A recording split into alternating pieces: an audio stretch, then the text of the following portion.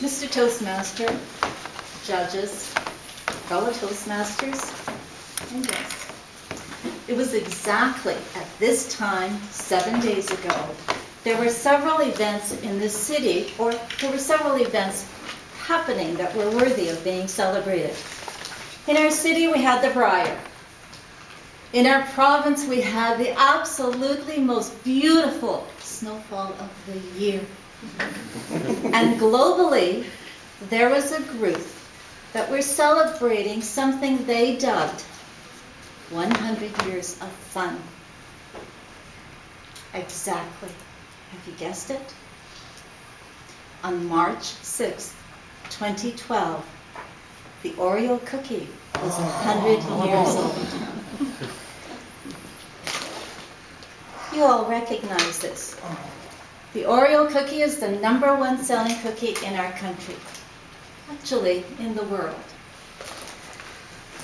Now, I suspect not everyone in this room participated in the Briar events, and I strongly suspect that not everyone in this room appreciated the snowfall. No, the most beautiful snowfall of the season. But I am certain that most everyone in this room at some point since March 6, 1912 has enjoyed an Oreo cookie. Jeffrey, right? At some point. Most everyone has. When the press release came of this 100th anniversary or birthday, I became very curious. Why is the Oreo cookie the #1 selling cookie? Why is this Oreo cookie so successful? Whose idea was it? How did they come up with the name? And most curious of all, in 1912, who could possibly afford to buy a store-bought cookie? Made me really think about that. So I started doing my research. Oreo, the name. I was disappointed. The Oreo, there's a group that believes it comes from the French word or for gold, because gold was used on the initial packaging. There's a group that thinks it comes from the Greek word Oreo for mountain. And in the test kitchen, when they were first creating the Oreo cookie, some of the cookies had a hill shape.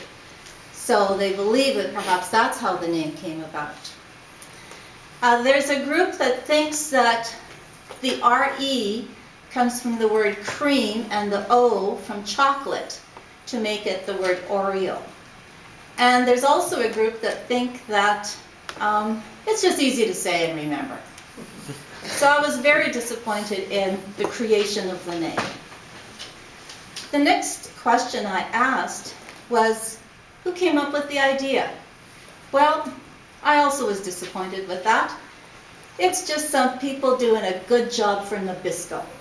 They sat around the room in their test kitchens and they came up with ideas, and someone said, let's take a wafer, let's put cream in the middle, let's put another wafer, and voila, we have the Oreo cookie. There wasn't anything dramatic, it's just good people doing good work. But then, the consumer. That's what intrigued me the most, is the consumer. In 1912, the Oreo cookie was considered a luxury item. So the rich would buy it regularly, and the less fortunate would buy it for special events. And that's when the emotional attachment was born. Because that was a happy event, that was a special occasion. Since 1912, the Oreo cookie has been the #1 selling cookie on the market. And it continues to be successful. And what's also intriguing about the Oreo cookie is the design of the cookie itself has changed very little. And that changed within the first 5 years that it was on the market. Isn't that wonderful? To be around for 100 years with so little changes, to be so successful. In 1975, they introduced the double-filled Oreo. I bet. Think about it. You remember that. Absolutely. The double-filled Oreo. Then they introduced the Oreo cookies for some Halloween events and Christmas events. They went with the mini pack for snacks. They did some fudge-filled Oreos. They launched the Girl Guides program. But overall, the cookies stay the same, the color of the packaging stay the same, the logo stay the same, but they became #1, not just in our country, but in the world. Fast forward to 2012. And, Nabisco has decided that they're going to increase their sales this year by 69%. Very clever, because you know what? This Oreo cookie is not good for you at all. They know it's terrible, and that strikes against them. In 2003, there was a lawsuit filed regarding the filling and saying that it's just sugared Crisco. And the file agrees, yes, absolutely, it's sugared Crisco. It's horrible for you. There's nothing good in this product. Just no benefit. It is really horrible, but it's #1 in the world.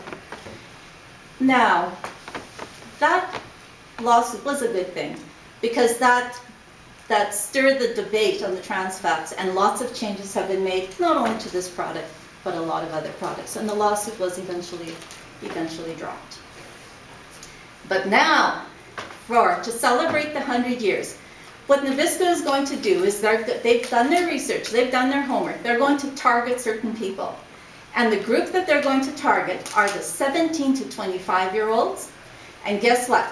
90% male, 10% female. They're going to have campaigns at the universities, and they're going to target that group.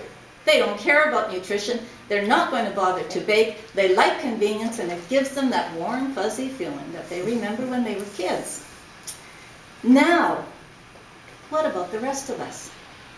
Well, Nabisco, they've got it together. So what they've decided is they've dubbed their slogan for the rest of us. And you can watch the ads on TV.